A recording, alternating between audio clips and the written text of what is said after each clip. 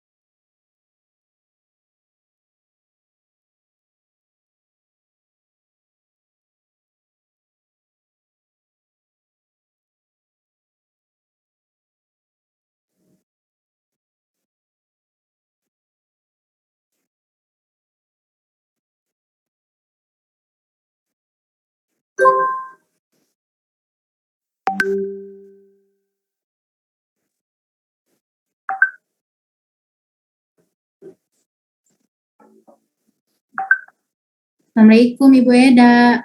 Waalaikumsalam warahmatullahi wabarakatuh. Baca SMS Dinda. Ya Ibu, sementara saya balas ini Ibu.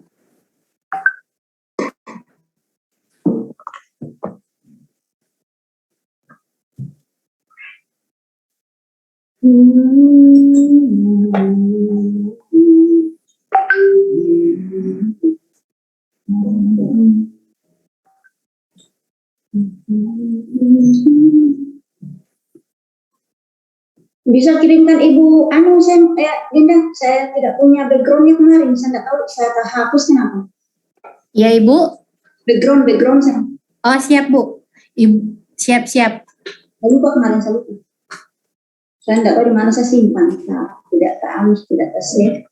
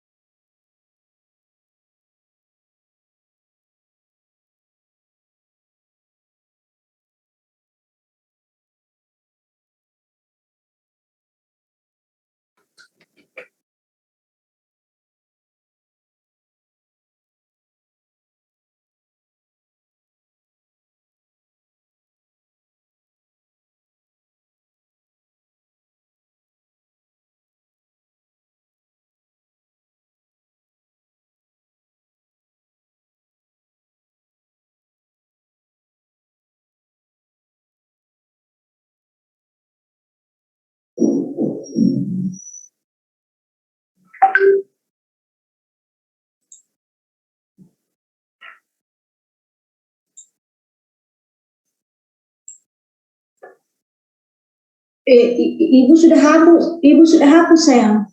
Vivi, Ibu, saya kirim kembali dulu, Ibu. kirimkan kembali sampai kirimkan semuanya sudah hapus. Iya.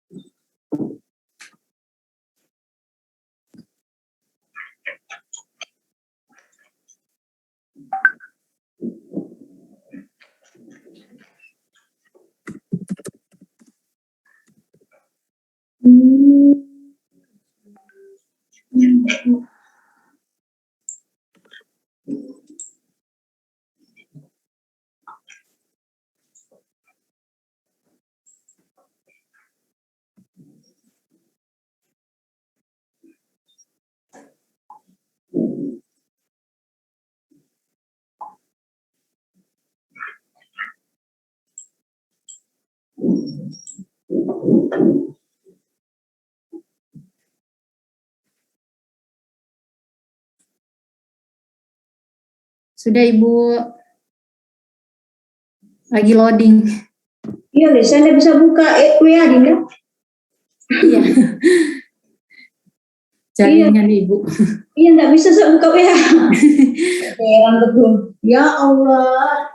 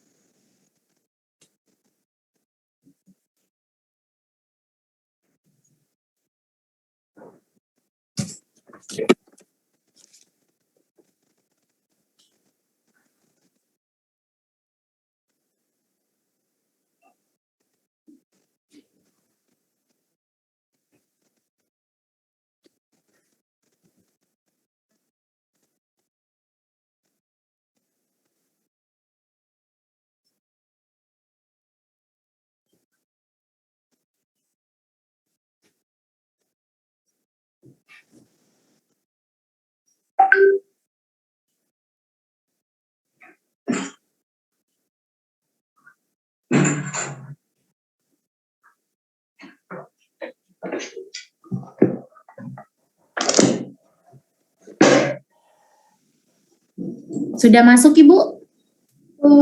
Yang jadi masalah sudah masuk, cuman saya tidak bisa buka WA, saya buka dulu. Oh iya, susah Ibu sekarang konekin WA di laptop. Ya nggak bisa, saya nggak buka dari tadi, saya mencoba sama sekali tidak mau.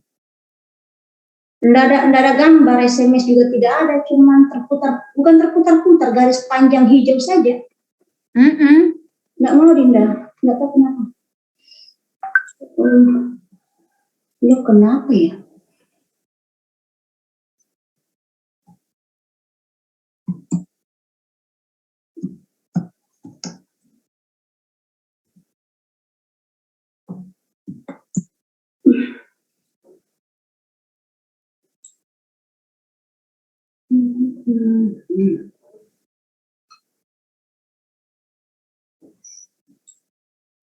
Sudah masuk Bapak, Dek? Bapak lagi sementara siap-siap, lagi sama Haikal, Ibu lagi ngatur laptop dan sebagainya. Soalnya beliau juga habis ngisi acara, Ibu. Oke deh, sip. Habis kegiatan majelis. Oh ya.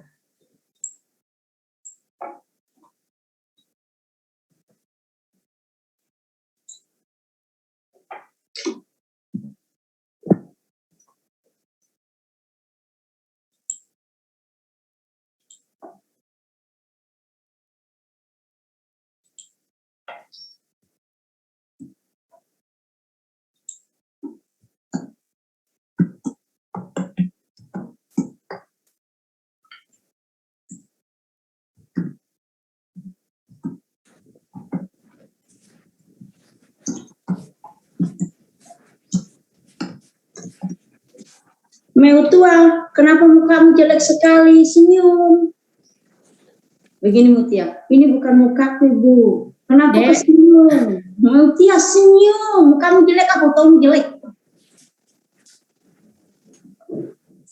Begini Mutia, Ibu Eda ini suka sekali bergambar. Ibu Habib Talibnya sudah masuk dalam Zoom Ibu. Sampai Ibu Vivi. Iya, Ibu Vivi. Assalamualaikum Habib. Waalaikumsalam. Soundnya sudah ini? Ya, sudah kedengaran Habib. Oh iya. Anak-anak tolong di-on-kan semua kameranya, Dek.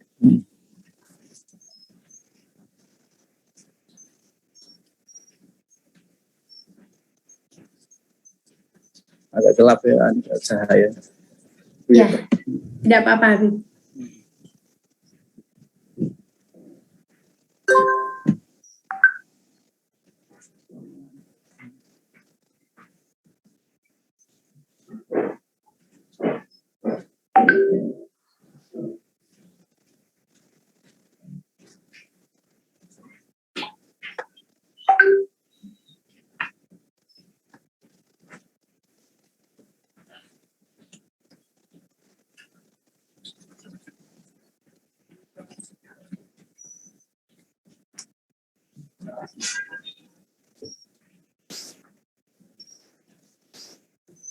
Jadi mulainya jam berapa? Langsung. Sekarang pemulainya. Sekarang udah mulai. Tunggu dipersilahkan. Iya. Baik, Habib, sebelumnya perkenalkan ini mahasiswa modul Nusantara. Jadi Habib ini adalah mahasiswa seluruh Indonesia. Oh iya, Insya Allah. Ya, jadi kegiatan terkait modul Nusantara ini Habib, salah satunya itu adalah mengundang tokoh inspirasi yang ada di Sulawesi Tengah. Nah, yang kami ambil sebagai inspirasi itu adalah keluarga Sis Al-Jupri Habib. Alhamdulillah sekali saya bisa diberi kesempatan oleh Habib. Saya juga sebenarnya apa ya Habib, kemarin melalui Ustazah Fitri, alhamdulillah bisa berkomunikasi dengan Habib walaupun belum bertemu secara langsung. Alhamdulillah juga Habib berkesempatan hadir sebagai narasumber dalam kegiatan inspirasi hari ini. Sebelumnya Habib ya, ini kegiatan ini dosen pembimbingnya ada 2, saya sendiri Ibu Vivi, dan kemudian ada Ibu Nur Aida, tapi Ibu Eda sepertinya lagi ada gangguan sedikit. Kemudian Habib ada mentor saya Haikal yang saat ini menemani Habib di MTS ya Habib. Iya. Ya. Jadi adik-adik perkenalkan ini adalah Habib Talib. Untuk secara lengkapnya ini Habib akan dipandu oleh Ibu Nur Aida. Iya. Kita menunggu dulu ya Habib. Boleh Habib? Iya. Oh iya, boleh. Minta maaf ini ada sedikit cas. Iya. Stopnya diperbaiki dikit. Belum nyala, ini sudah nyala.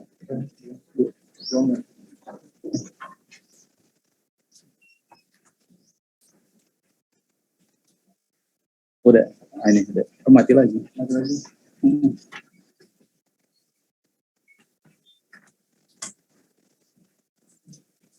Belum. Coba saya.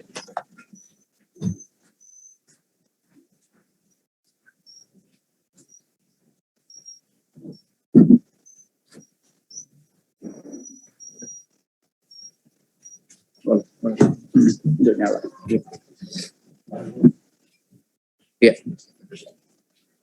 Ya, menunggu Ibu Nur Aida dulu ya Habib. Aida dulu. Ya. Pemandu acara Ibu Nur Aida. Iya, dosen di UNTA juga Habib, dosen sejarah. Jadi sepertinya sangat cocok. Langsung beliau yang memandu kegiatan ini Habib.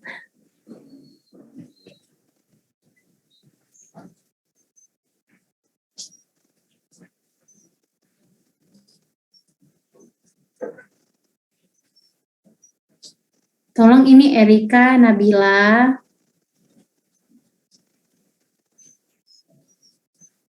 Berarti ini menceritakan tentang 10 menit di akhirat.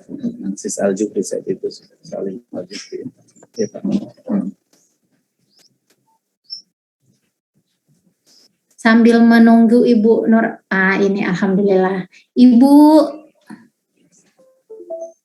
Assalamualaikum Bapak. Maaf, ada saya.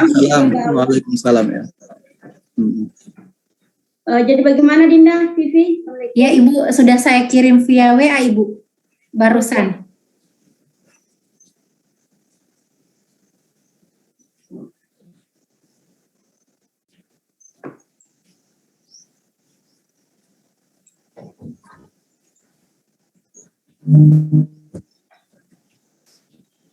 Sudah bisa dimulai Ibu ya? Sudah sayang, sudah. Oke, siap Ibu. Silakan Ibu.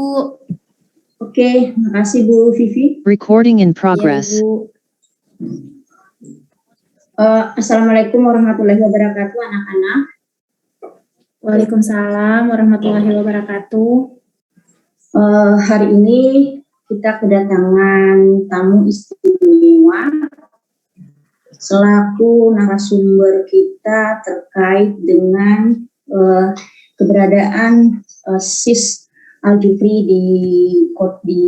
di Palu, itu masih Kerajaan Palu, dan tamu istimewa kita tersebut adalah Bapak Habib Talib ya. Di sini minta maaf cuma tanggalnya saja tidak ada nama Dinda ya. Talib Al-Jufri lengkapnya. Talib Al-Jufri ya Pak ya, minta maaf saya dikirimkan CV tetapi sepotong-sepotong tanpa nama. Jaringan mungkin Ibu, sudah ada lengkapnya Ibu? Tidak ada Dinda, cuma nama. Oke, ada buktinya. Saya mengulang kembali. Pada hari ini anak-anak kita kedatangan tamu bernama Bapak Habib Talib Al-Jufri, SPD MPDI. Mungkin kalian atau teman-teman mahasiswa yang ada di sini belum mengenal sosok beliau. Tapi Pak Habib izinkan dulu kami menyampaikan bahwa program Modul Nusantara ini adalah program dari Kemdikbud.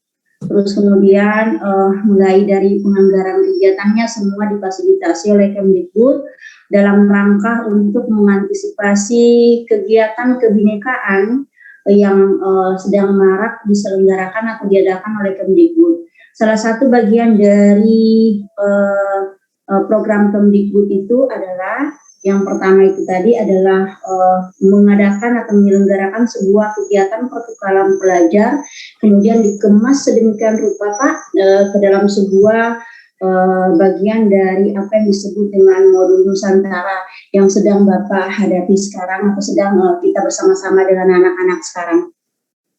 Sedikit informasi Pak Ustadz. Kami ini sebenarnya terdiri dari mahasiswa sebelumnya 20 orang, tetapi sekarang tertinggal sebanyak 19 orang. Mohon maaf kalau salah Ibu Vivi, 19 ya, orang betul. karena sesuatu dan lain hal secara otomatis dari sistem dia keluar karena ada permasalahan di kampus yang tidak bisa dia selesaikan dengan kampusnya, maka dia lebih nyamannya mengundurkan diri atau lebih bagusnya atau jalan bagusnya adalah mengundurkan diri. Nah, adik-adik kita ini sekarang totalnya berarti berjumlah 9 orang karena keluar 1 orang Pak Ustadz. Dan kemudian atas prakarsa Ibu Vivi, saya juga selaku tim dosen dari kegiatan Modul Nusantara ini dijembatani oleh adik kita Haikal selaku mentor Pak Aji, maka kami berkesempatan bisa bertemu dan bertatap muka serta berbincang walaupun dalam keadaan virtual seperti sekarang ini Bapak. Kedepannya mungkin kami bersama dengan anak-anak kami akan bertanya atau akan mungkin semacam sharing informasi terkait dengan keberadaan SIS Al-Jufri di wilayah Sulawesi Tengah.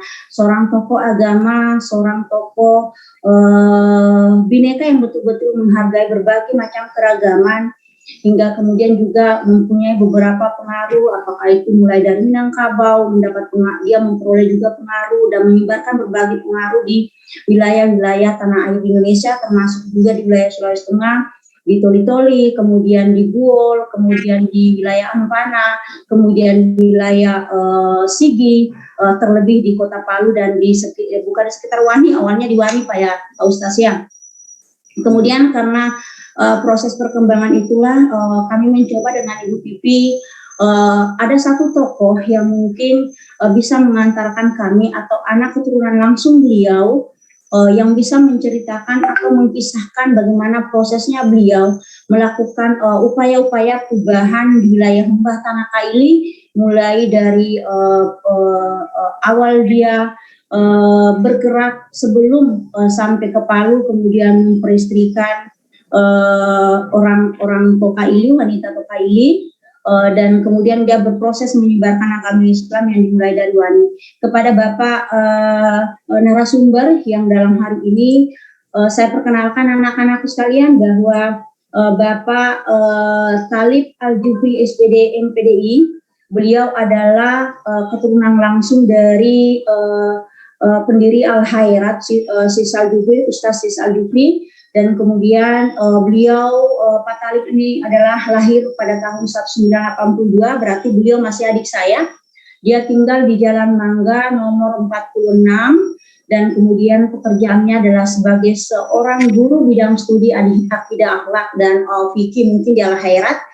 Dan kemudian sebagai jabatannya di Al-Khairat adalah bagian humas Madrasah Sanawiyah Al-Khairat, dan SD-nya dimulai di SDN 4 Palu Barat tahun 1988 hingga 1994, kemudian di SMP Al-Khairat 2 Palu tahun 1994 hingga 1997. Sedangkan SMA-nya itu di Al-Khairat juga, di MA Al-Khairat Pusat Palu tahun 1997-2000.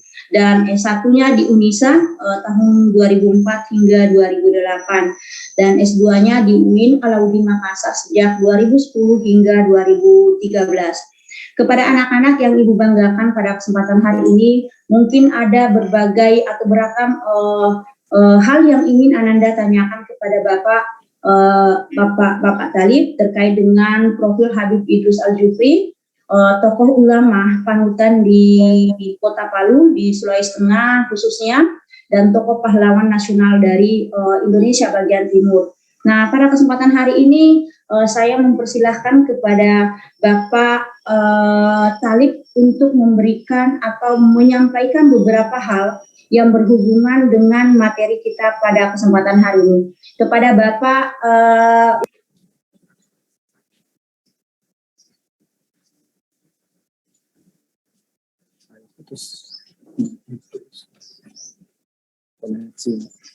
Sepertinya Ibu Nur Aida ada masalah jaringan ya Pak?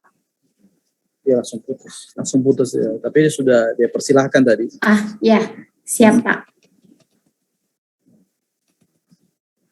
Sebentar Ustadz ya, saya jadikan co-host dulu Ustadz.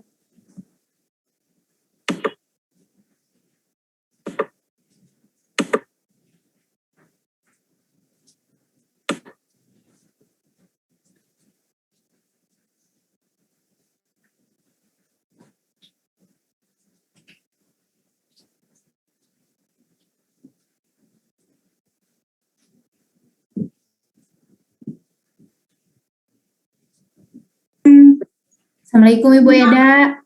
Mohon maaf Dinda, terlempar saya. Kepada Pak Ustaz saya persilakan langsung kepada beliau. Izin Dinda, Vivi Dia Prianti untuk saya menyerahkan langsung materi kepada Bapak Thalib selaku narasumber kita pada kesempatan hari ini. Kepada Bapak, izin Pak Ustaz saya persilakan. Ya, terima kasih banyak. Sama-sama Bapak. Oke Pak Ustaz, silakan. Ya.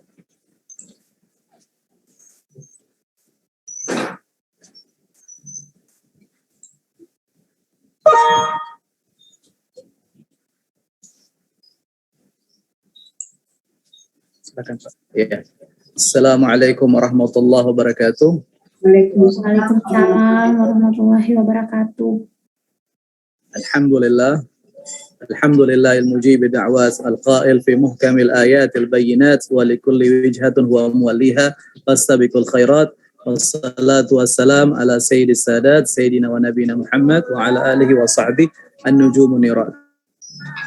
Baiklah para mahasiswa khususnya yang saat ini tengah mengikuti kegiatan inspirasi yang berkenaan tentang sejarah, dan saat ini alhamdulillah saya dipercayakan untuk sedikit memaparkan tentang biografi dari pendiri Al-Khairat yang kita kenal dengan namanya dengan Sayyid Idrus bin Salim Al-Jufri atau yang disingkat dengan Sis Al-Jufri. Jadi nama beliau ini diabadikan tidak hanya bandara yang diabadikan nama beliau, tapi juga jalan yang ada di perguruan Islam Al-Khairat juga bernama Jalan Sis Al-Jufri. Jadi Sis Al-Jufri itu adalah singkatan dari Sayyid Idrus Salim Al-Jufri. Jadi kita kembali berbicara tentang Al-Khairat, berarti kita berbicara juga tentang pendirinya. Siapa itu pendiri Al-Khairat? Pendiri Al-Khairat adalah Sayyid Idrus bin Salim Al-Jufri. Kemudian kita bisa lihat di sini dari PowerPoint bahwasannya Sayyid Idrus bin Salim Al-Jufri atau yang dikenal dengan sebutan guru tua, panggilan akrab yang dipanggil oleh masyarakat Kaili, masyarakat yang ada di Kota Palu memanggil Sayyid Idrus bin Salim Al-Jufri ini dengan panggilan guru tua. Jadi beliau mendirikan perguruan Islam Al-Khairat, yang mana Al-Khairat ini diambil katanya dari beberapa surah dalam Al-Quran. Di antaranya dalam surah Al-Baqarah, walikulli wijhatun huwa muwalliha fastabiqul khairat. Dan masih banyak lagi surah-surah yang lainnya, tepatnya itu pada 9 ayat pada 7 surah. Dan kata Al-Khairat ini yang artinya kebaikan.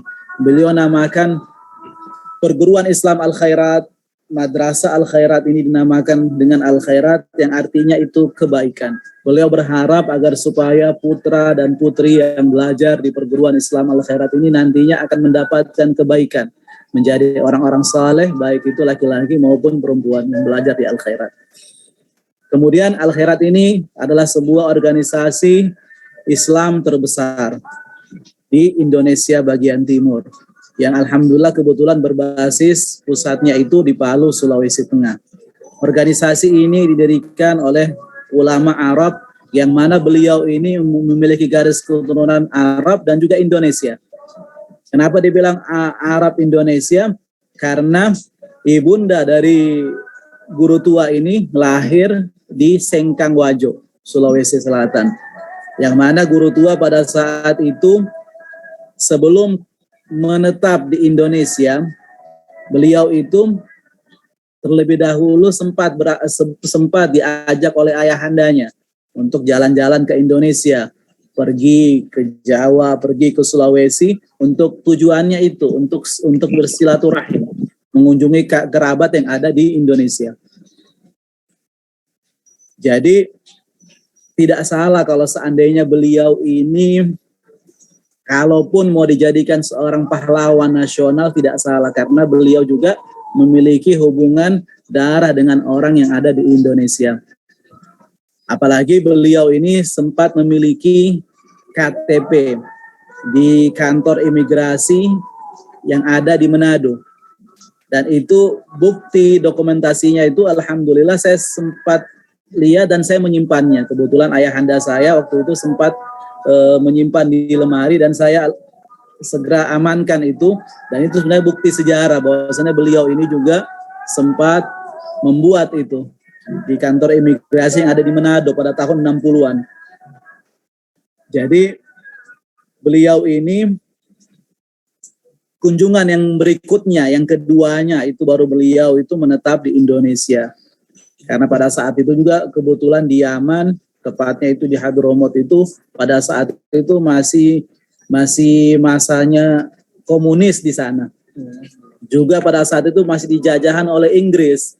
Jadi beliau tidak ada pilihan yang lain sehingga beliau memilih untuk hijrah ke Indonesia. Tujuannya karena untuk sekaligus silaturahim, tujuannya juga untuk berdakwah dan menyebarkan Islam ini di Indonesia. Pada saat itu belum terpikir oleh beliau itu untuk menetap di Sulawesi. Beliau pada saat itu masih tinggal di Jawa. Jadi ada beberapa tempat yang beliau sempat tinggal di Jawa. Di antaranya itu adalah kota Pekalongan, kemudian kota Solo, kemudian itu juga di Jombang, kemudian Jakarta. Dan di antara kota-kota ini beliau sempat tinggal di situ. Dan bahkan sempat menikah di Pekalongan, sempat menikah di Jombang, yang sebelumnya juga sempat menikah di Hadromo, tapi istri beliau tidak bawa ke sini, tapi dia membawa putranya. Putra itulah yang meneruskan estafet kepemimpinan di Al-Khairat. Jadi guru tua Sayyid Idrus bin Salim Al-Jufri mempunyai satu putra yang beliau bawa ke sini yang bernama Sayyid Muhammad.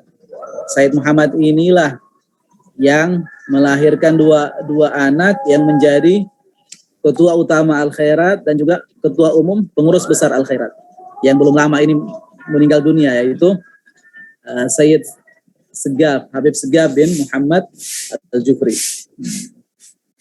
Jadi itulah model kepemimpinan di Al-Khairat yang mungkin agak sedikit berbeda kalau kita lihat dengan di organisasi ormas Islam yang lain seperti halnya NU dan juga Muhammadiyah.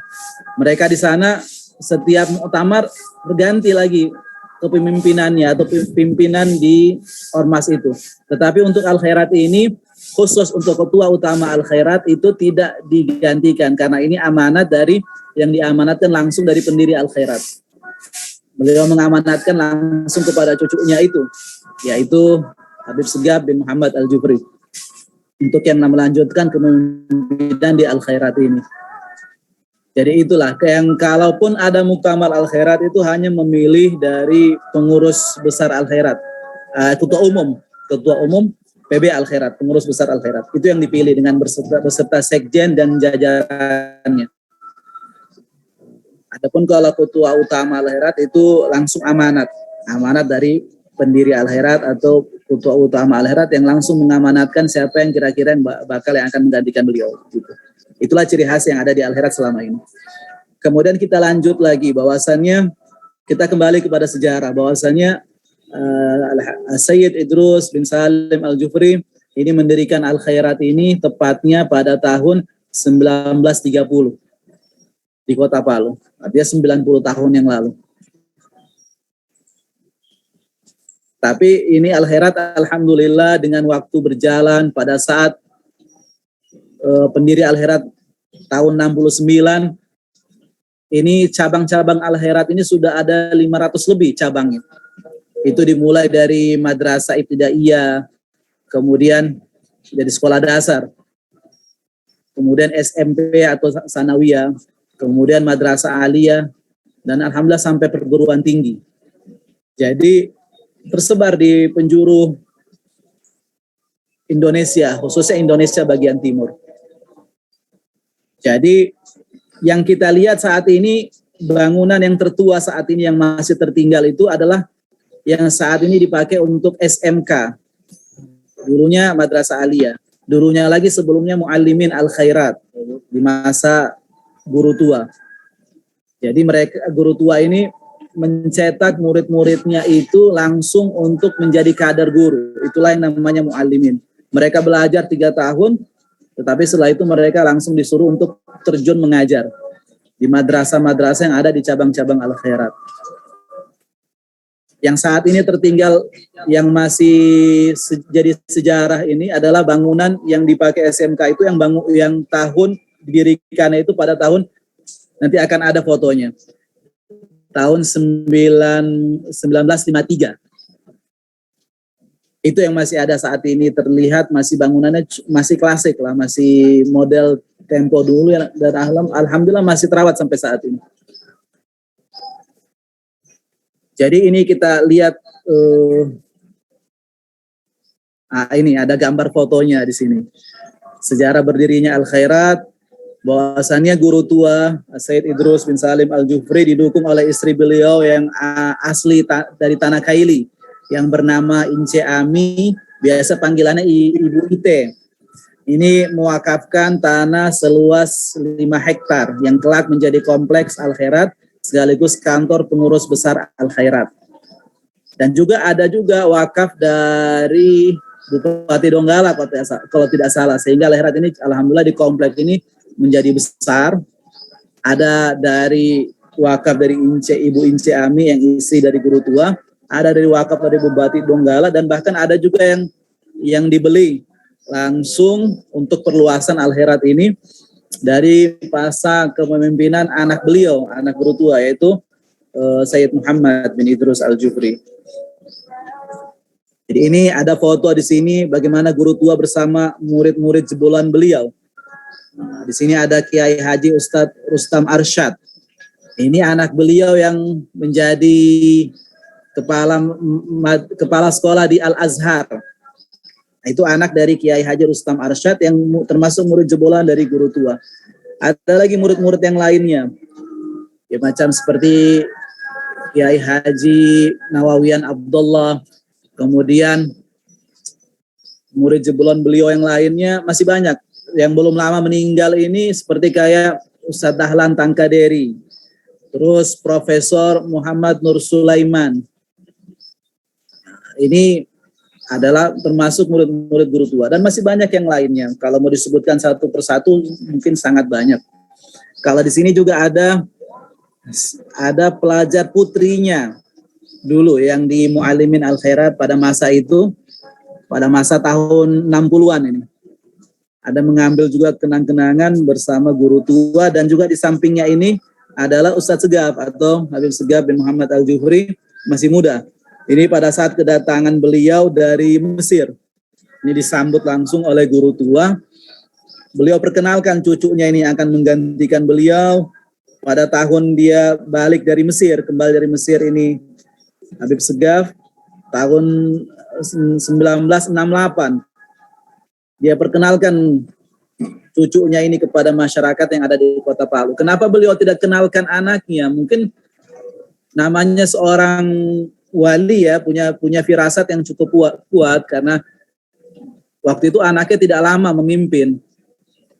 Hanya pada masa tahun 69, berarti tahun 70 sampai 75. Hanya 5 tahun kurang lebih anak yang memimpin jadi ketua utama Al-Khairat. Tapi memang sudah yang beliau kadarkan, malah yang sering beliau sebut adalah cucu beliau. Bahkan masih di Mesir beliau sudah taruh namanya menjadi ketua umum pengurus besar Al-Khairat. Itu seorang ulama juga, Habib Segaf ini, yang beliau kader untuk bagaimana Al-Khairat. Alhamdulillah sekarang kita lihat berkembang cukup pesat. Di masa kepemimpinan Habib Segaf ini, Al-Khairat sekarang ini sudah cabangnya sudah 1000 lebih. Ada yang mengatakan 1200, bahkan ada yang mengatakan lebih dari itu saat ini.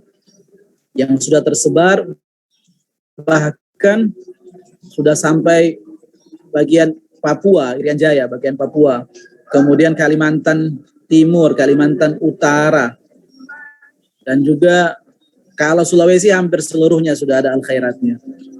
Dan alhamdulillah basisnya yang paling banyak itu ya di Sulawesi Tengah ini, khususnya di Kota Palu.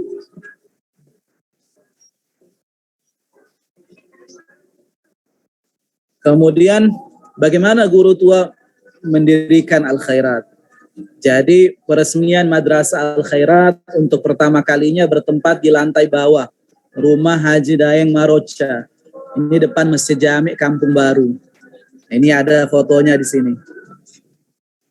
Jadi sempat berpindah-pindah karena dulu yang sempat saya dengar kalau dari cerita ayahanda saya, dulu guru tua ini bukan mudah masuk di Kota Palu. Cukup banyak gangguan. Sempat katanya rumah guru tua itu dilempari batu awal-awal beliau memasuki Kota Palu. Tetapi alhamdulillah di saat beliau kawin dengan putri raja, itu Ince Amit termasuk salah satu putri raja, Raja Kaili yang ada di Kampung Baru, hilang dengan sendirinya gangguan itu. Tidak ada lagi yang berani untuk melempar batu di kediaman guru tua. Dan bahkan alhamdulillah masyarakat Kota Palu juga mulai sadar dan mulai membantu Al-Khairat itu sendiri. Sehingga Al-Khairat ini tambah makmur, artinya cabangnya cukup banyak. Ini juga karena keikhlasan dari pendirinya. Beliau pada saat itu sempat ditawarkan oleh warga Arab yang ada di Kota Palu, bahkan masyarakat kaya yang ada di Kota Palu, untuk dikasih pilihan apa yang beliau inginkan. Mereka siapkan madrasahnya atau mereka akan siapkan gaji gurunya. Itu ada pilihan seperti itu. Karena waktu itu guru tua pada saat singgah di Palu, tapi sebenarnya tujuan beliau itu mau ke Manado. Pada saat itu kan ada dua saudara beliau yang ada di Manado, yaitu Habib Alwi dan Habib Syekh. Pada saat itu di Manado, bertempat di Manado, yang walaupun akhirnya wafatnya itu meninggalnya di Solo, kuburnya di Solo. Tapi tinggalnya dulu di Manado. Jadi guru tua ini mengunjungi saudaranya di Manado, tapi transit di Palu, sehingga dia lihat keadaan Palu ini yang cukup memprihatinkan, sehingga ketika ada tawaran seperti itu beliau menyahuti, sehingga beliau kembali lagi ke Palu dan mendirikan madrasah ini, perguruan Islam Al-Khairat ini di Palu. Dan belum langsung ke Palu, beliau sempat singgah di Wani pada saat itu, sempat singgah di Wani, sempat juga akhirnya mengajar di sana, tetapi akhirnya setelah itu baru beliau menetap di Palu. Dan di Wani juga menurut cerita sempat ada istri beliau yang ada di Wani. Itu keluarga dari Al-Mahdali yang ada di Wani. Jadi seperti itu sejarahnya.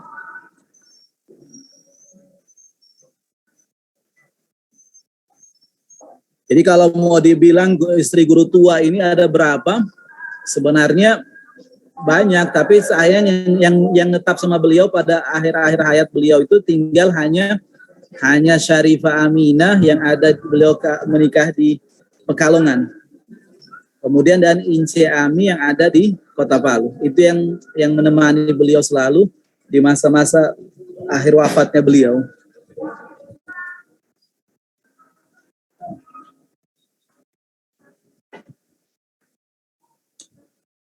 Kemudian paham keagamaan di Al-Khairat. Nah, ini juga sangat penting untuk kita ketahui. Adapun di Al-Khairat ini menganut paham akidah Asy'ariyah atau yang biasa dikenal dengan akidah Ahlus Sunnah wal Jamaah. Jadi bagaimana akidah Ahlus Sunnah wal Jamaah ini? Jadi akidah Ahlus Sunnah wal Jamaah ini merupakan akidah yang terbesar atau terbanyak saat ini di penjuru dunia. Kalau kita lihat di penjuru dunia, inilah akidah yang terbanyak. Mereka inilah yang disebut dengan istilah itu aswaja, akidahnya aswaja atau sunni. Yang sumber hukumnya itu berasal dari Al-Quran, hadis, ijtihad, dan qiyas. Dan madhab di Al-Khairat ini adalah madhabnya yang diamanatkan oleh guru tua, adalah madhab Asy-Syafi'i. Ini salah satu di antara madhab yang empat ya, madhahibul arba'ah al-mu'tabar, madhab 4 yang dianggap dalam dunia Islam. Ya, salah satunya adalah madhab Syafi'i. Dan madhab Syafi'i ini artinya kalau dalam pengambilan hukum dia cukup ihtiyat, penuh kehati-hatian. Oleh karena itu, para ulama kita terdahulu mereka konsisten dengan madhab Syafi'i ini, sehingga mereka itu tidak gampang untuk mentaklid madhab lain, sehingga mereka konsisten dengan madhab Syafi'i. Kecuali dalam hal-hal mungkin yang mendapatkan kesulitan, baru mereka taklid madhab yang tiga ini.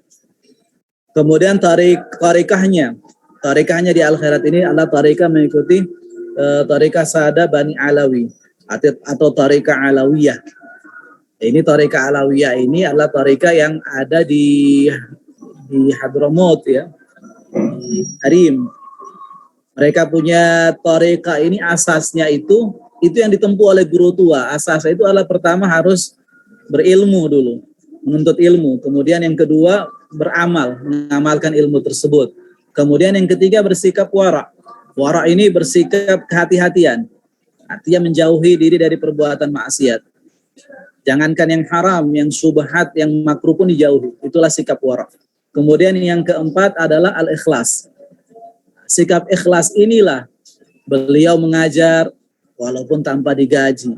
Kadang uang beliau yang beliau berikan untuk menggaji guru-guru, itulah keikhlasan beliau. Sehingga tidak heran bagaimana ini madrasah ini cukup berkembang pesat karena keikhlasan beliau. Kemudian yang kelima adalah tariqah Bani Alawiyah, tariqah Alawiyah. Yang kelima adalah khauf min Allah Ta'ala. Takutnya hanya kepada Allah Ta'ala. Itulah singkatnya atau ringkasnya dari bagaimana tariqah Bani Alawi. Dan adapun kalau akidah Aswaja ini sempat beliau mengutip dari perkataan seorang waliullah Al-Habib Abdullah bin Alawi Al-Haddad. Beliau mengatakan wa kun asy'ariyan fi i'tikadika innahu huwa manhalus safi an zaigi wal kufri. Jadilah engkau berpegang teguh dengan akidah Asy'ariyah karena dia adalah pegangan yang bersih dari kesesatan dan kekufuran. Kemudian kita lanjut tentang wafatnya guru tua ya. Ya. Tahun wafatnya guru tua Al-Habib Idrus bin Salim Al-Jufri telah tiada. Tetapi kita bisa lihat karya beliau saat ini. Beliau telah wafat pada hari Senin tanggal 12 Syawal 1389 Hijriah atau 22 Desember 1969. Yang mana wafatnya beliau itulah dijadikan haul guru tua yang diperingati setiap tahunnya. Jadi haul guru tua ini bukan malah berkurang orang yang hadir, malah tiap tahun malah bertambah. Malah bertambah. Karena kenapa? Rasa penasaran orang mengenal sosok beliau. Jadi beliau ini dianggap tetap hidup di hati para pecintanya. Sehingga yang ingin mengenal sosok beliau hadir pada saat momen peringatan haul guru tua yang diadakan tepatnya pada bulan Syawal, tanggal 12 Syawal. Artinya 12 hari setelah Idul Fitri. Kemudian sang guru tua hanya bisa meninggalkan karya besar yang tak bergerak. Jadi apa itu karya beliau yang tak bergerak? Yaitu Yayasan Pendidikan Islam Al-Khairat. Dan juga ada karya beliau yang bergerak. Karya beliau yang bergerak ini apa? Beliau mencetak murid-murid. Yang murid-murid ini tersebar di penjuru Nusantara. Yaitu ratusan ribu santri dan alumni Al-Khairat. Yang diantaranya menjadi seorang ulama, ada yang mengarang kitab, ada yang menjadi pimpinan pondok pesantren, ada yang menjadi pimpinan madrasah, ada yang bahkan ada yang menjadi staf di pemerintahan. Entah itu di bagian kejaksaan, ada yang menjadi kepala kantor Kementerian Agama dan seterusnya dan sebagainya. Jadi ketika beliau ditanya kenapa tidak mengarang kitab, beliau mengatakan saya mencetak ini murid-murid. Dari murid-murid itu mencetak lagi murid-murid. Dari murid itu mencetak lagi murid-murid yang lainnya. Jadi ini seperti amal jariah buat beliau. Ilmu yang bermanfaat. Kalau dalam hadis kan ada 3 yang mendapatkan pahala sedekah jariah itu. Nah, sedekah jariah yang pertama sedekah jariah kalau diberikan entah itu di masjid atau tempat-tempat pondok pesantren yang bisa dimanfaatkan. Artinya sedekah yang mengalir. Yang kedua kan ilmu yang bermanfaat. Ilmu bermanfaat inilah yang beliau salurkan ke murid-muridnya. Jadi kalau karya tulisan beliau itu mungkin hanya diwan, syair-syair beliau, pesan-pesan petuah kalam beliau yang beliau abadikan dalam sebuah syair. Tapi kalau yang lainnya beliau lebih perhatian untuk mencetak kader-kader guru, kader-kader ulama. Itulah yang karya beliau yang bergerak. Jadi di sini sudah diterangkan bahwasannya suatu ketika beliau ditanya soal karya berupa buku, beliau hanya menjawab karya aku adalah Al-Khairat dan murid-muridku yang selalu mengajarkan agama kepada umat. Itu kata Habib Idrus bin Salim Al-Jufri.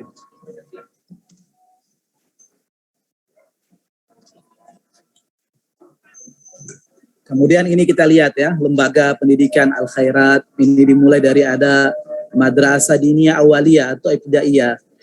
Kemudian ada SD, ada SMP, ada MTS, SMA, ada madrasah aliyah. Kemudian ada universitas jamiah, ada majelis ta'lim, ada pondok pesantren, ada panti asuhan. Ini lembaga pendidikan yang ada di Al-Khairat. Kemudian ada yang belum ditampilkan di sini kalau badan otonom yang ada di Al-Khairat. Di sini ada yang namanya WIA, Wanita Islam Al-Khairat. Kemudian yang belum lama dibentuk juga ada Banatul Khairat. Itu lebih kepada yang muda-muda, para pelajar putri. Kemudian ada lagi HPA, Himpunan Pemuda Al-Khairat. Kemudian ada lagi yang lainnya IKAL, Ikatan Alumni Al-Khairat. Kemudian selain itu organisasi yang lainnya ada Persatuan Guru Al-Khairat, PGA. Dan masih banyak lagi ormas-ormas yang lainnya. Yang mana mereka mengelola sendiri ya otonominya masing-masing untuk organisasinya itu. Kemudian ini yang berikutnya, ini sudah tentang judul yang lain. Cukup sampai di sini mungkin, singkatnya mungkin boleh ya. Kira-kira garis besarnya seperti itu. Yang jelas guru tua ini kalau pada saat tahun wafatnya itu kurang lebih, ini kita kembali ke tahun wafat guru tua. Kurang lebih usia beliau itu 82 tahun. 80 tahun pas usia beliau. Karena beliau kan lahirnya kan tahun 1980. Wafatnya itu 1969, tepatnya di bulan Desember itu wafat beliau. Tanggal 22 Desember. Kalau di bulan Hijriahnya itu pada tahun 12 Syawal 1389 Hijriah. Ya hampir masuk 80 tahun persis wafatnya guru tua. Jadi itu mungkin singkatnya dari biografi guru tua. Jadi memang guru tua tidak terlepas dari Al-Khairat. Beliau itu mengamanatkan kepada murid-muridnya untuk jaga Al-Khairat ini, perhatikan Al-Khairat ini. Karena Al-Khairat ini adalah milik umat. Beliau tidak meninggalkan harta yang banyak, tapi beliau tinggalkan ini. Wakaf ini perguruan Islam Al-Khairat untuk dijaga oleh umat. Karena manfaatnya kembali kepada umat. Jadi seperti itu singkatnya dari yang bisa saya paparkan. Mudah-mudahan sedikit bisa menjadi inspirasi buat kita. Bagaimana perjuangan beliau. Beliau ini semasa hidupnya cuma mengajar saja. Beliau bahkan akhir hayatnya pun mengajar murid-muridnya. Belum lama ini banyak murid beliau yang meninggal dunia. Di Manado. Sempat menyaksikan wafatnya guru tua. Berada di kamar guru tua pada saat itu. Dan masih ada tersisa satu Ustadz Wahab. Ini suami dari Profesor Dr. Huzaimah. Ini juga murid guru tua, suami istri murid guru tua. Itu juga yang sempat menyaksikan wafatnya guru tua.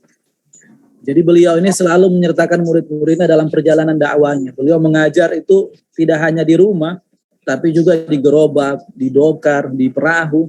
Selalu menyertakan murid-muridnya untuk mengajar. Maka tidak heran murid-muridnya itu semua berhasil, yang taat sama beliau, yang mengambil keberkahan dari belajar sama beliau. Jadi beliau adalah seorang murabbi, seorang pendidik, tidak hanya mengajar, tapi mendidik bukan hanya diperbaiki jasmani orang, tapi rohaninya lebih utama. Sehingga itulah yang berkesan di hati para abnaul khairat. Beliau kalau memanggil muridnya bukan dengan panggilan murid, tapi dengan panggilan anak. Karena beliau menganggap semua murid-murid itu adalah anak beliau.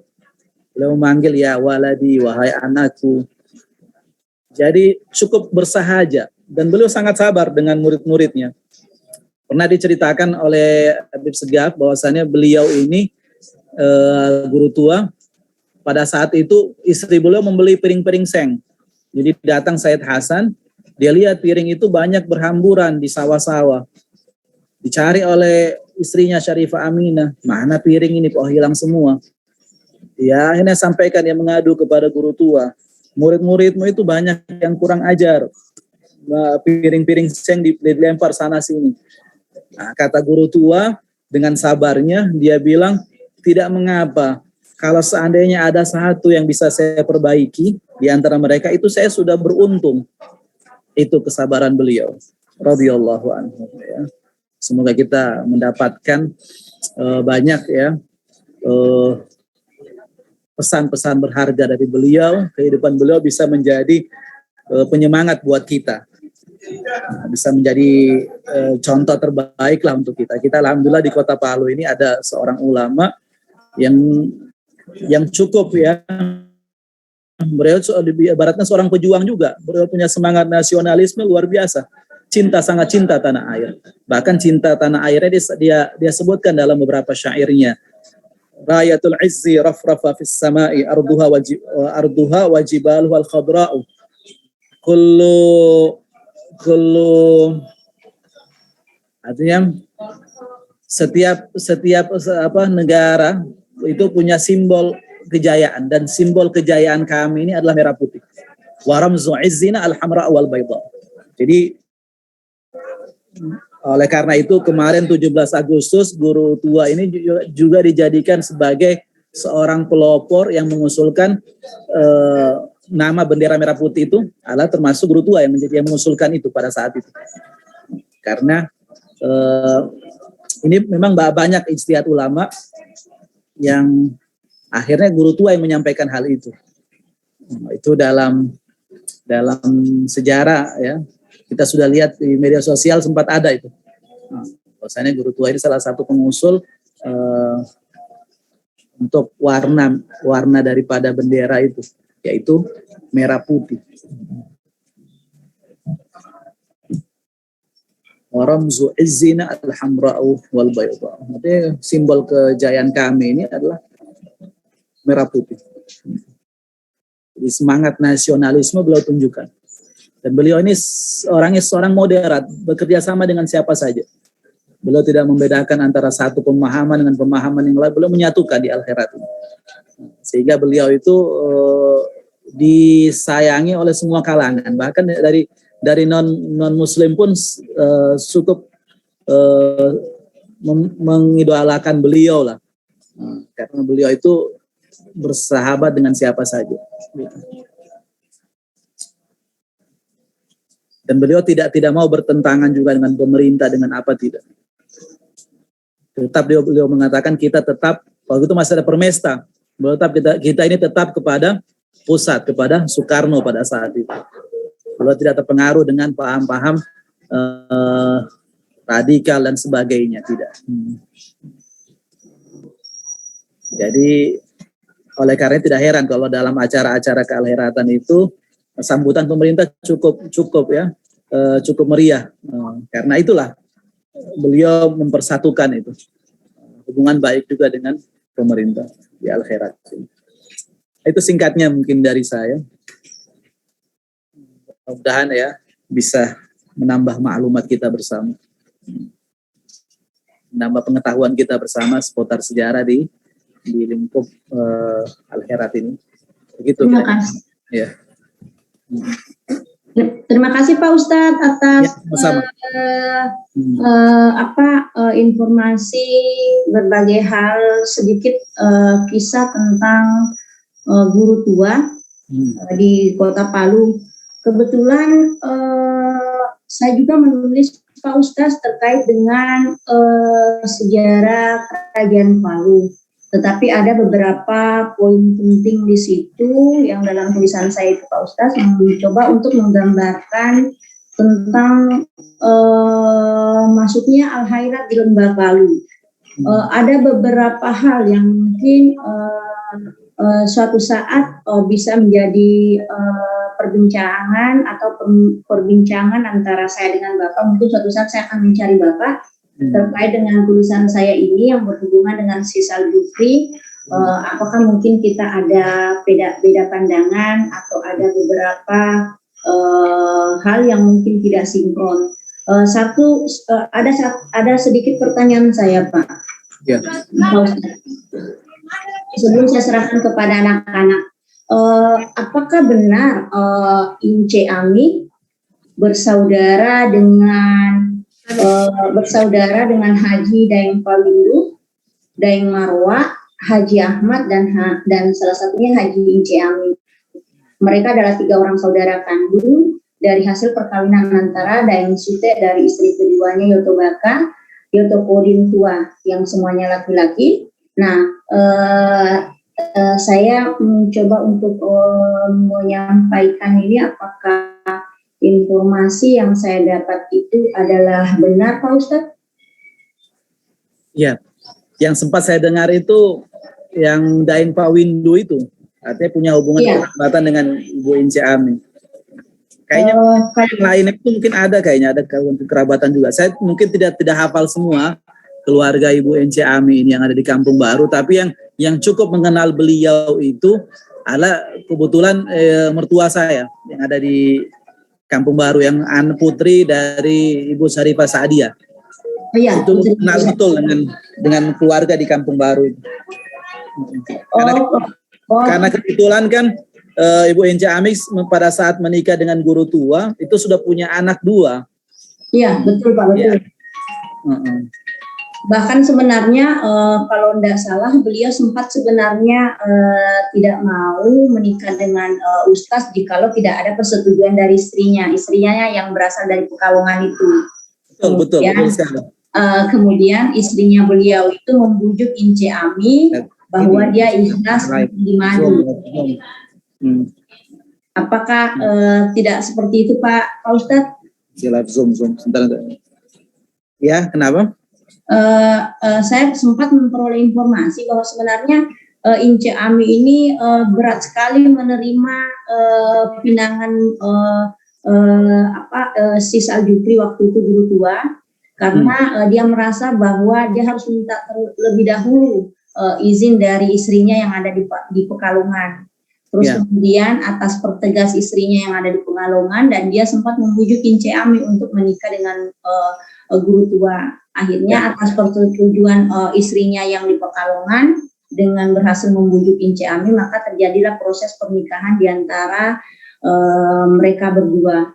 Betul, ya. Jadi Ibu Syarifah Aminah itu yang dari Pekalongan kebetulan kan sudah dibawa ke Palu. Iya. Dan sudah sempat mendapat restu dari Ibu Syarifah Aminah untuk pada saat itu guru tua menikah dengan Ibu Ince Ami. Jadi mungkin Ibu Syarifah Aminah paham dengan keinginan guru tua pada saat itu. Iya, karena sosoknya Pak ya ingin yang merekatkan semua golongan, kemudian ingin memperkuat Islam dengan cara itu, maka dia berhasil masuk ke Kota Palu. Yang awalnya sebagaimana Bapak sampaikan tadi sebenarnya mendapat berbagai tantangan. Karena kenapa proses masuknya dari Wani ke Palu beliau prosesnya waktu itu masih dalam batas penjajahan kolonial. Kemudian akibatnya tersebut karena ada silang sengketa, akhirnya kepiawaian dari Datu Daeng Pawindu ini berhasil merekatkan, karena intinya Ince Ami binti Daeng Sute ini adalah seorang Tina yang ditokohkan oleh masyarakat sekitar karena memiliki lumayan kekayaan, memiliki berbagai pundi-pundi yang bisa membantu perjuangan Islam pada waktu itu. Nah, kemudian saya dapat juga informasi Pak, apakah rumahnya yang pertama sebelum rumah yang Daeng Marwaca tersebut, apakah ada tempat lain sebelumnya Pak? Sebelum ke bawah rumah itu, ke bawah rumah Daeng Marwaca itu? Yang saya tahu di situ, yang selain itu yang ada saat ini di Sis Al-Jufri. Yang di Sis Al-Jufri Pak ya. Terus kemudian berarti Pak istri-istrinya yang di Pekalongan itu Syarifah Aminah yang di Palu bernama bukan Amina Pak ya, berarti Ince Amina, Ince Ami. Ince Ami pengen panggil Ite, Ibu Ite. Ibu Ite, berarti berbeda Pak ya, bukan Ince Amina Pak ya, Ince Ami apa ya? Ince Ami saja. Ya, terima kasih Bapak. Nah, anak-anak sekalian yang Bapak Ibu banggakan di sini, hari ini kita bertemu dengan keluarga langsung dari tokoh agamawan di Sulawesi Tengah, dan kepada Ananda semua yang hadir di sini mungkin ada yang ingin bertanya atau ada yang ingin mencoba menambah wawasan terkait dengan upaya dan kerja daripada Sisal Jupri atau guru tua untuk menyampaikan Islam di Sulawesi Tengah. Bapak Ibu, kepada Ananda yang ada di sini, Ibu persilakan. Mau biasakan tampilannya. Silakan nak, silakan nak. Ada yang ingin bertanya atau ada yang ingin menambahkan beberapa hal. Ada yang berkecamuk di hati. Siapa beliau? Apa saja yang dilakukan? Terus kemudian kenapa memiliki bagaimana progresnya sehingga Islam berkembang dengan besar. Silakan Anda. Ada Anda yang ingin ditanyakan? Ayo silakan. Ibu, saya izin bertanya. Oh iya, silakan Pak. Silakan Anda, silakan. Silakan Muhammad Samsul Ma'arif. Silakan, Ya. silakan. Jadi sebelumnya perkenalkan, nama saya Muhammad Samsul Ma'arif. Saya dari Universitas Singapura Bangsa Karawang, Jawa Barat. Izin bertanya, tadi itu kan sempat disinggung itu mengenai mazhab nih. Jadi menurut Bapak, bagaimana seharusnya kita menghargai perbedaan mazhab? Terima kasih Pak. Ya. Pertanyaannya adalah bagaimana kita bisa saling menghargai antara berbagai perbedaan mazhab aliran dalam agama. Kepada Pak Ustadz, saya persilakan Bapak. Ya. Ya. Jadilah kalau mau ingin menghargai perbedaan madhab atau aliran dalam beragama, kita kembali kita mencontoh mencontoh suri tauladan kita. Siapa lagi kalau bukan Nabi kita sendiri, Nabi Muhammad SAW. Bagaimana beliau itu cukup bersikap tasamuh kepada siapa saja, bahkan kepada yang di luar agama pun gitu ya, kepada kafir Quraisy pada saat itu maupun orang-orang Yahudi pada saat itu. Sikap beliau itu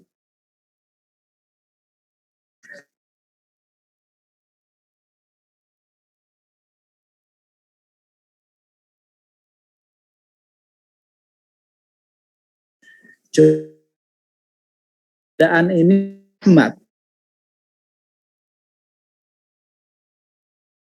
Mungkin gitu kan.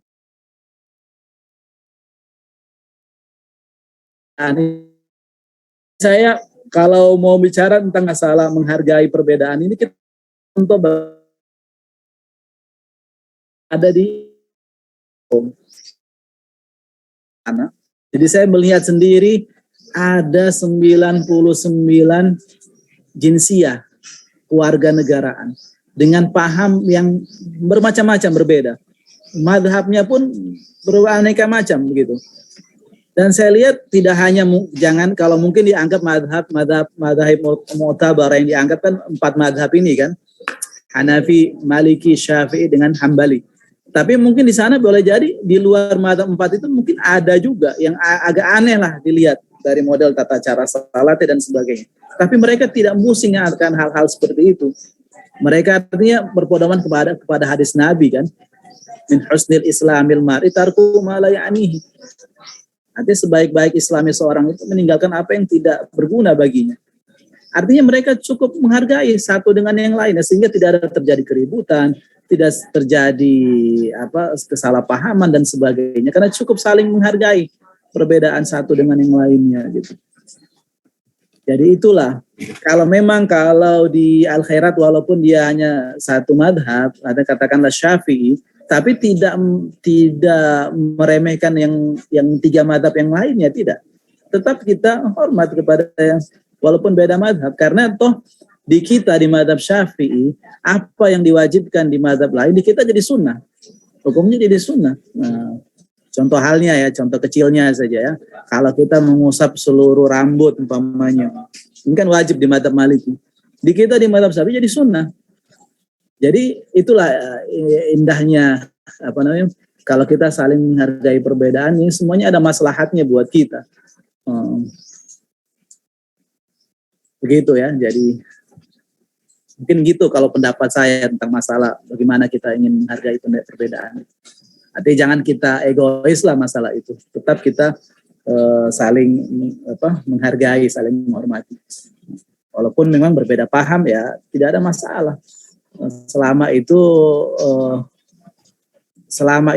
tidak merusak itu Islam itu sendiri. Jadi kita ini bersatu untuk kuatnya Islam itu, gitu, menghargai perbedaan untuk kuatnya Islam itu, sehingga tidak mudah diadu domba oleh orang-orang yang di luar, gitu. Iya, kira-kira begitu jawaban dari saya. Baik Bapak, terima kasih. Terima kasih Pak Dokter atas jawaban untuk Ananda kami. Maka selanjutnya saya persilakan kepada mahasiswa yang lain, kalau misalkan ada yang membutuhkan jawaban atau ada yang membutuhkan beberapa jawaban dari hasil tugas misalkan yang diberikan oleh Ibu Vivi dan tidak mengetahui jawabannya, bisa silakan dipertanyakan selagi Bapak masih ada di sini. Saya izin bertanya Bu. Silakan Fadila Putri. Apanya? Fadila Putri, silakan bertanya Ya Ibu, sebelumnya perkenalkan saya Fadilah Putri dari Universitas Singapura Bangsa Karawang. Izin bertanya Pak, terkait dengan kemarin-kemarin kita sudah belajar mengenai sejarah perkembangan Islam di Palu. Kemudian kita mengenal tokoh atau sosok Datuk Karamah yang menjadi penyebar agama Islam di Palu yang berasal dari Minangkabau. Ya. Kemudian pertanyaan saya,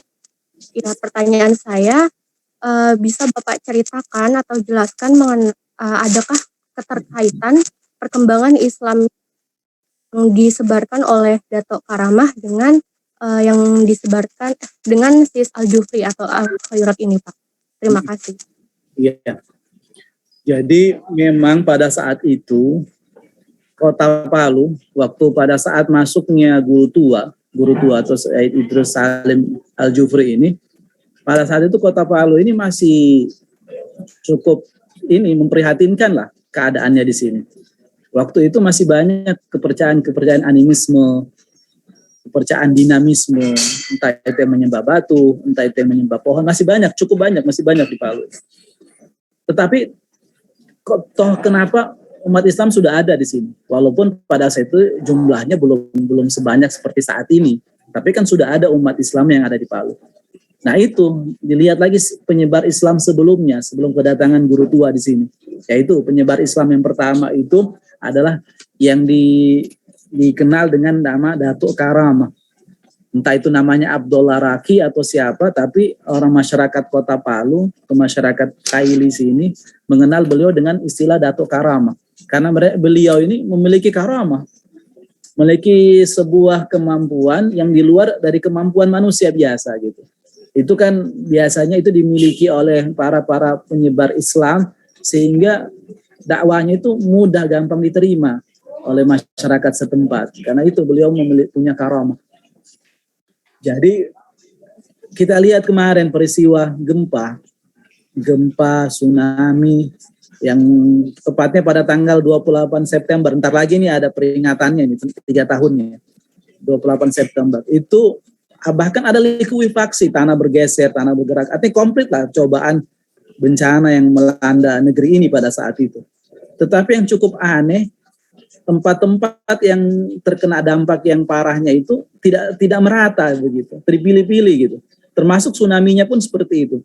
Pada saat tsunami itu mendekati makamnya Datuk Karamah, makam beliau, kubur beliau, itu air laut itu mental ke samping kanan dan kiri, tidak sampai melewati kubur beliau.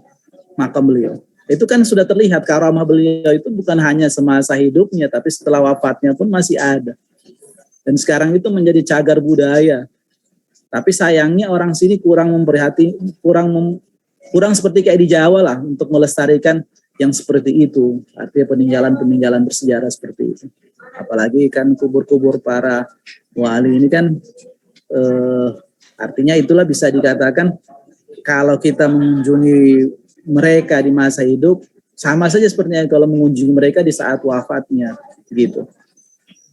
Karena mereka kan tetap hidup di kuburnya kalau para wali itu. Jadi seperti itulah gambaran dari Gatot Karamah sama kalau dibandingkan dengan guru tua ya. Guru tua pun punya karamah yang kurang lebih hampir sama dengan Dato Karamah guru tua. Jadi memang kalau dilihat dari catatan sejarah beliau ini memang sebelumnya dari Minangkabau. Karena memang kalau orang dulu kan yang mungkin mereka itu memang berasal dari Arab. Arab itu kan transitnya ke India. Dari India mereka ke Sumatera dulu. Entah itu Aceh atau Padang. Setelah itu ke Jawa dan setelah itu menyebar ke tempat yang lainnya. Di Indonesia Timur ya termasuk di kota Palu ini. Seperti itulah. Bahkan kalau kita telusuri sejarah Sunan-Sunan itu kan juga mereka itu kan berasal dari Arab sebenarnya. Gitu. Itulah mereka para penyebar Islam ya yang ke Indonesia ini berasal dari sana. Asik kalau mau dilihat dari sejarah ya, sejarahnya. Cuma mereka kan menyamarkan namanya gitu kan masuk ke Indonesia. Sehingga ada yang namanya Sunan ini dan Sunan itu pada saat itu.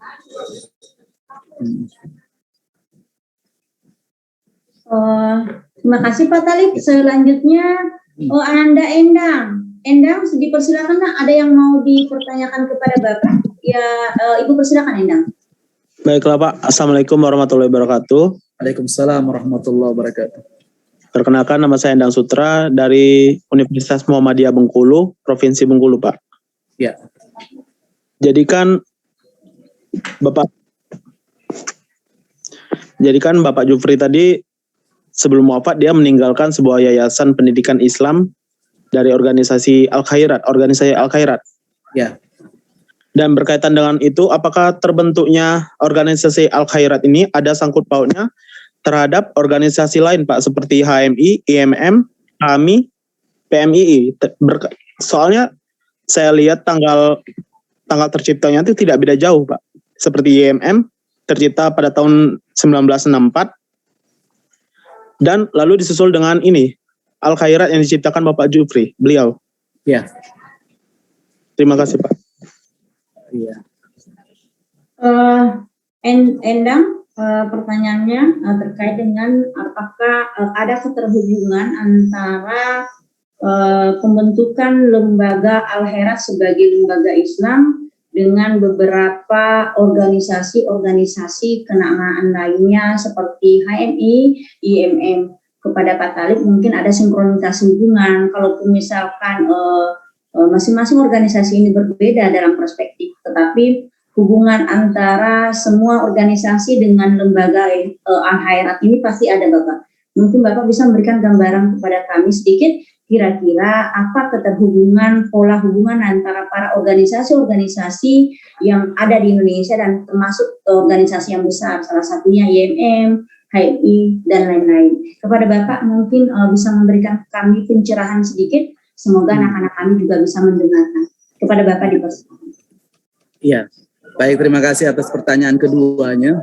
Jadi setahu saya yang saya ketahui tentang Al-Khairat ini, bahwasannya Al-Khairat ini didirikan tidak harus mempunyai keterikatan dengan lembaga atau organisasi yang lainnya. Katakanlah seperti yang ada saat ini, KHMI dan sebagainya itu.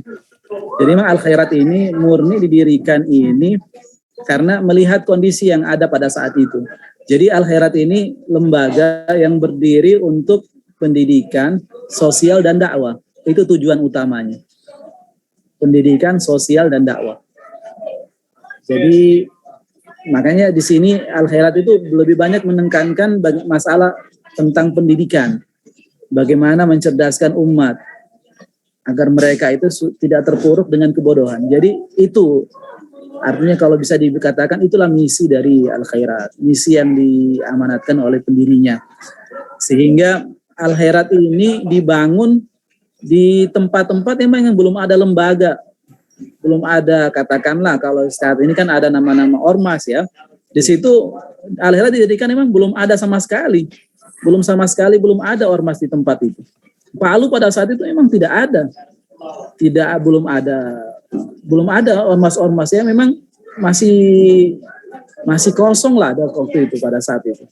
Beda kalau di Makassar. Kenapa Makassar tidak di Sulsel ya? Kenapa Sulsel tidak banyak Al-Khairat di sana?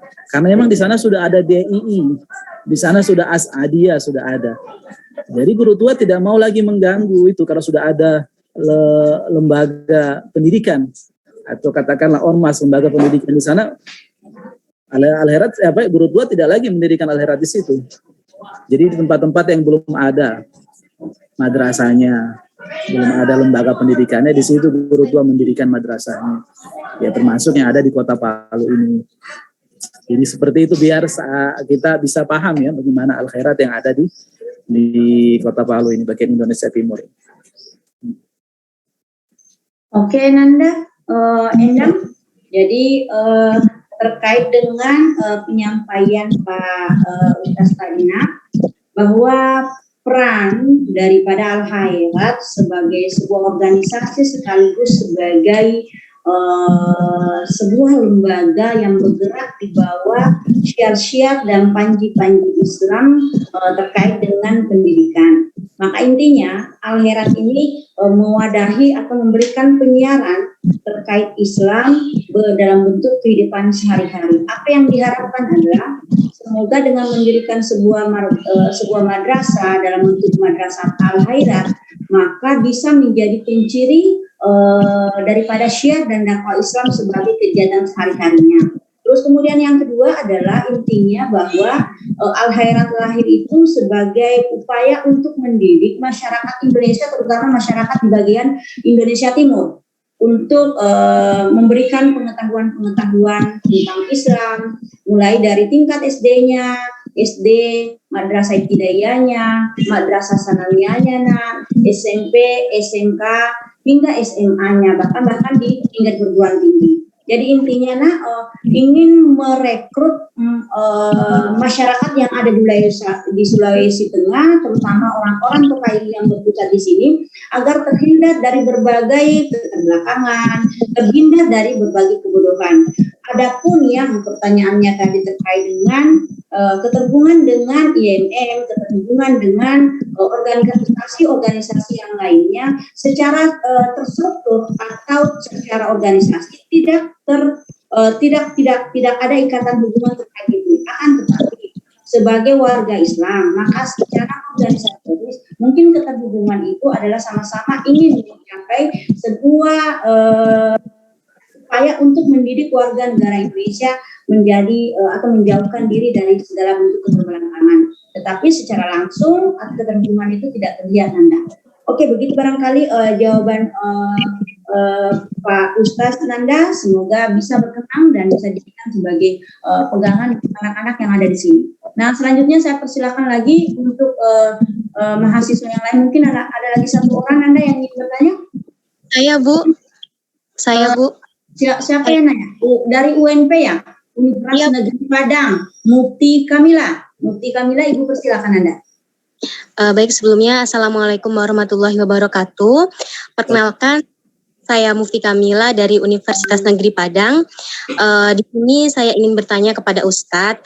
Dalam penjelasan tadi yang telah Ustadz utarakan kepada kami, Ustadz ada sedikit menyinggung terkait dengan Al-Khairat ini, yang mana dalam lembaga pendidikannya itu untuk mencetak kader menjadi guru.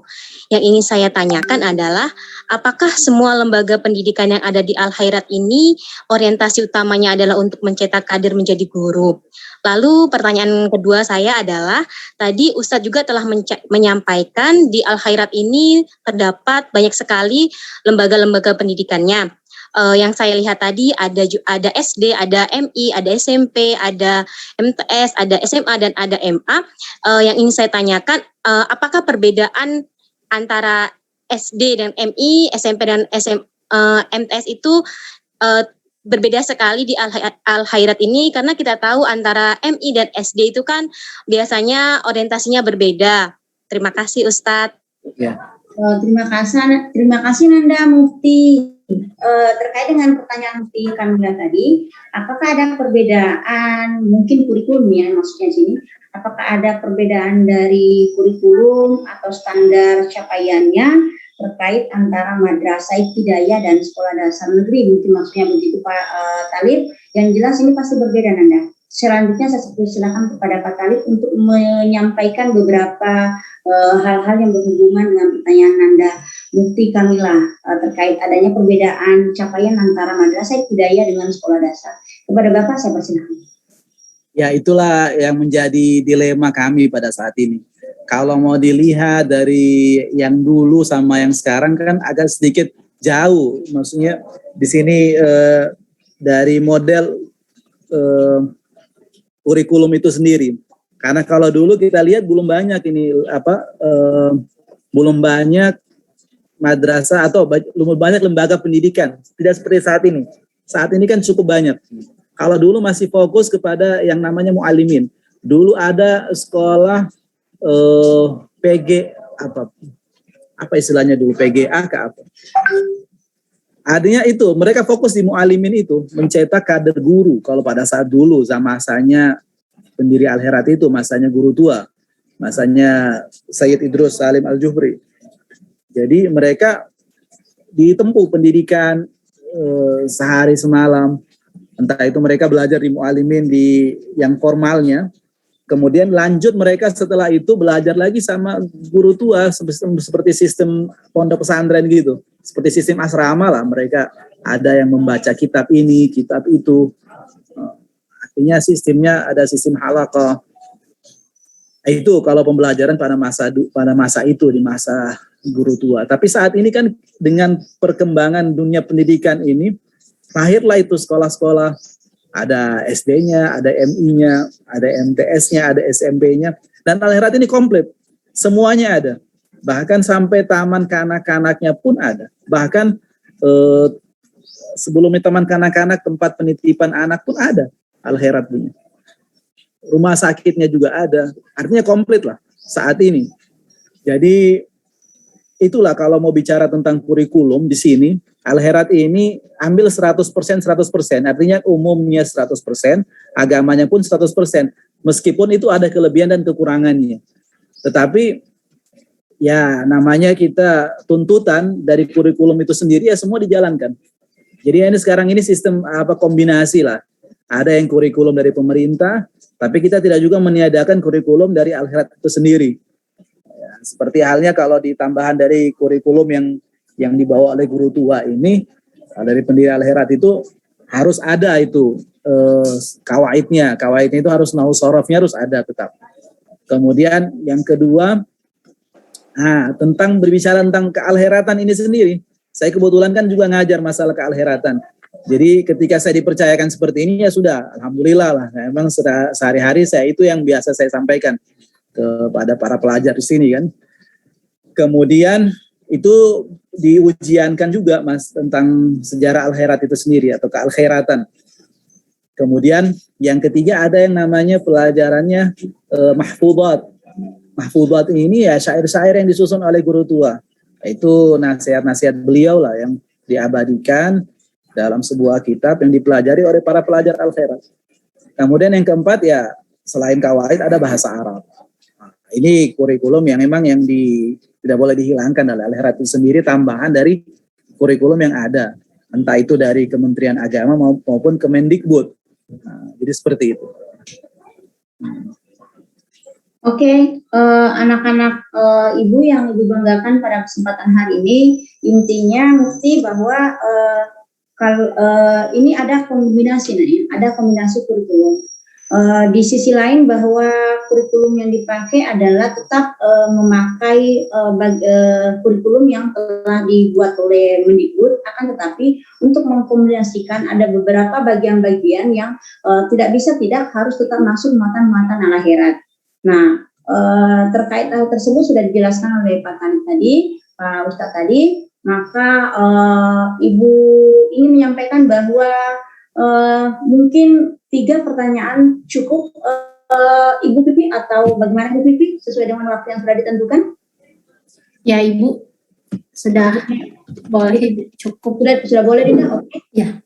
Ibu Pipi Dia Prianti pada kesempatan hari ini selaku koordinator kegiatan Modul Nusantara, dan saya yang memandu kegiatan ini Pak Ustaz Talib, mengaturkan banyak penghargaan dan terima kasih kepada Bapak telah memfasilitasi kami untuk menyampaikan hal-hal yang terkait dengan keberadaan Siswa Jupri guru tua di wilayah Sulawesi Tengah hingga wafatnya beliau pada tanggal 22 Desember 1969.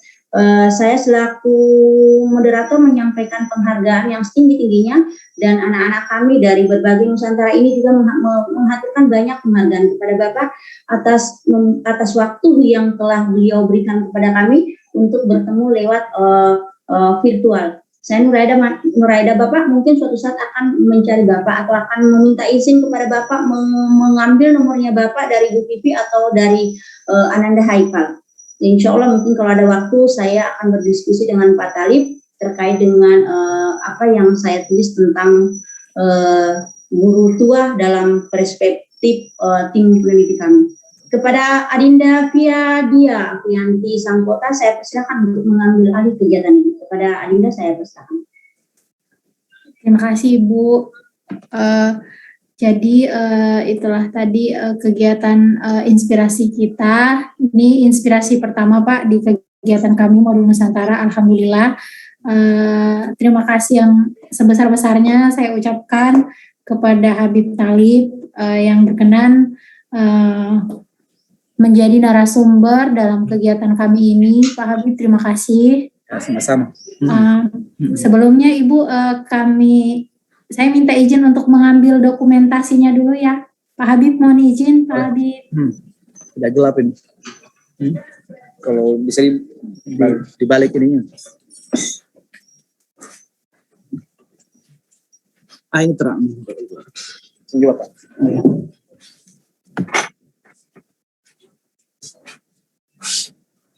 Naruh sinar cahaya matahari.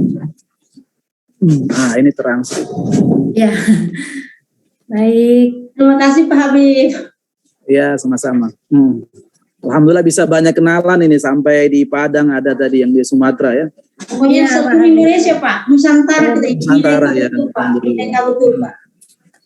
Rasa dekat jadinya akhirnya. Iya Bapak, iya Pak Ustadz.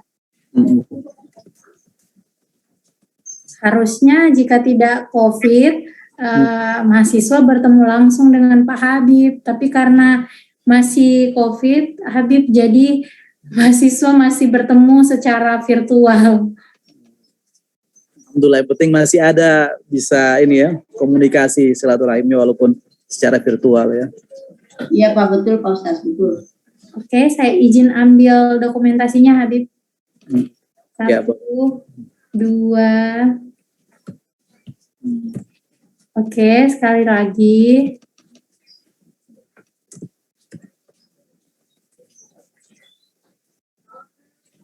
Satu, 2. Alhamdulillah.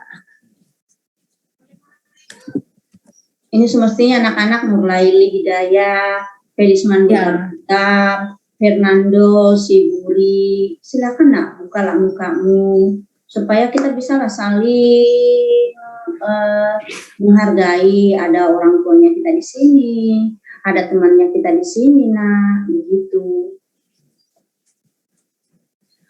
Oke, Pak Habib, terima kasih. Saya ucapkan ya, Pak Habib, terima kasih banyak. Jadi untuk kegiatan hari ini saya cukupkan, ini waktu sudah menunjukkan pukul 15.42 ya. Berarti di sana waktu WIB sudah jam 14.42. Ya kan? Soalnya beda waktu Habib. Ya, masih diam. Baik Ibu Eda. Ya, terima kasih Linda. Iya, lebih dan kurangnya saya mohon maaf. Pak Habib, terima kasih banyak. Sama. Selanjutnya saya akan menghubungi Habib via WA ya Habib. Insyaallah ya. Oke, Ibu akhiri sampai di sini. Assalamualaikum warahmatullahi wabarakatuh dan selamat sore semuanya. Terima kasih. Waalaikumsalam warahmatullahi wabarakatuh. Waalaikumsalam warahmatullahi Jangan wabarakatuh. lupa absensi ya, Dek. Terima kasih Bapak. Terima kasih. Ya.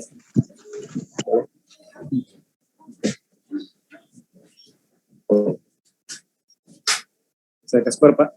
Ya. Ini makan dulu. Oh ya, silakan Pak. Jangan lupa tugasnya ya. Kalian kan sudah menyimak tadi tuh. Kasih. Ibu Eda. Oke sayang, terima kasih. Mil tua apa kabar? Alhamdulillah baik, Bu. Ya sayang, selamat selalu ya. Nurlaili Hidayah, Felis, Fernandos Ibu Rian. Lain kali jangan begitu nak.